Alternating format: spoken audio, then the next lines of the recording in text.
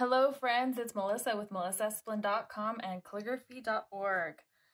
It is the end of the school year for us, and we are in the middle of turning in assignments, getting all this stuff kind of squared away.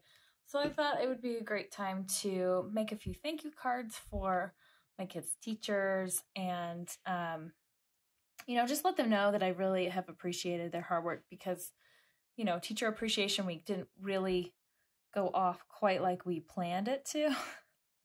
I had all the best intentions of doing things that were special for them, but I didn't really get around to it. So I am painting some poppies, and I have a video kind of going through how I paint poppies, just like loose abstract poppies.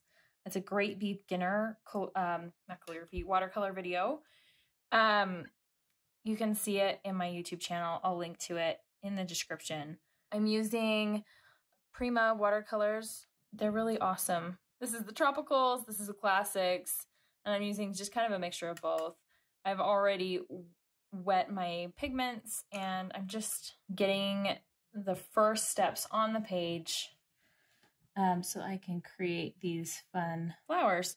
Now, this green is just looking a little too bright. I like a muddier green.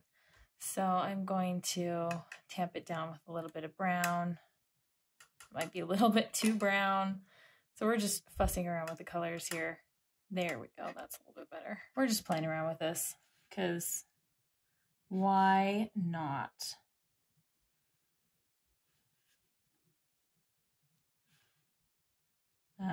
But I've really had a lot of fun playing around with these particular watercolors. This paper is not anything special, but it's fine. It's fine enough for cards. So I'm just keeping a relatively simple layout with the flowers kind of creeping in on the side. And then I'll put in the message in just a little bit. I'm using a Princeton Select brush here, and I'm just really using the two colors. Now, if I wanted to make it a little bit more exciting, I'm going to let this kind of dry and set while I write the letters. I'm not going to use the green or the orange to do my lettering. I think adding a third color is going to really brighten it up. So I'm going to grab a blue. And I don't know if you noticed this, but I don't keep a very clean palette.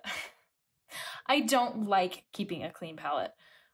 First, because I'm lazy, but second, because look at how muddy and beautiful that blue is. Just because I went over what was already there. It just looks so beautiful. So I really just don't like doing that. I like keeping a relatively dirty palette. And I'm using the same size 6 round for my lettering as well. I'm not measuring anything out just because this is watercolor. It's kind of freehand. That's just the nature of it.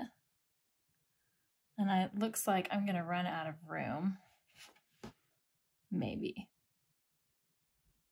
But I'm not being too terribly precise about my thicks and thins because it's okay to be just a little free with keeping them a little messy.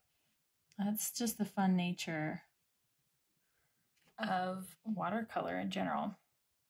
But look at how these three colors kind of play off of each other, and it just adds this nice touch. So I'm going to just finish this off. And I also like incorporating the lettering and having it kind of crop behind the flowers there because it brings the two elements together. I'm going to do it again here, and I'm just going to carefully draw behind those greens.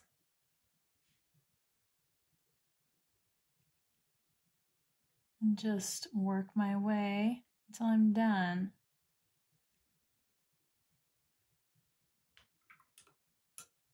All right, now the middle here is mostly dry, so I'm gonna take this time to add my dark poppy center.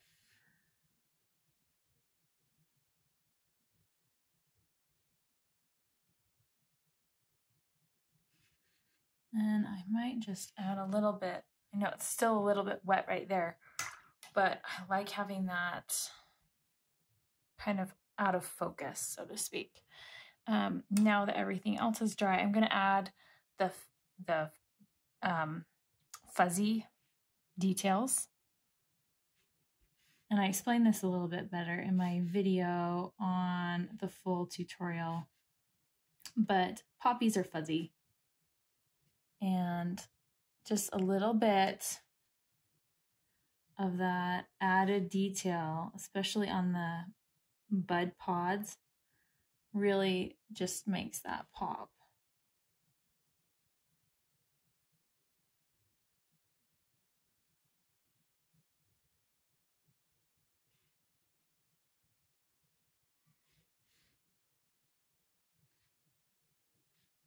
But there we go. It's simple little card in, you know, under 10 minutes. And it just gives you that really nice personal touch. I feel like I'm not very clever with my words. And if I can make it beautiful, then people know that I mean it, every simple and ineloquent word that I write. So anyway, feel free to follow me on Instagram. I'm at Melissa, or if you are on Instagram, check out my YouTube channel. I'm Melissa Esplin on there. And you guys have a happy and wonderful Memorial Day weekend.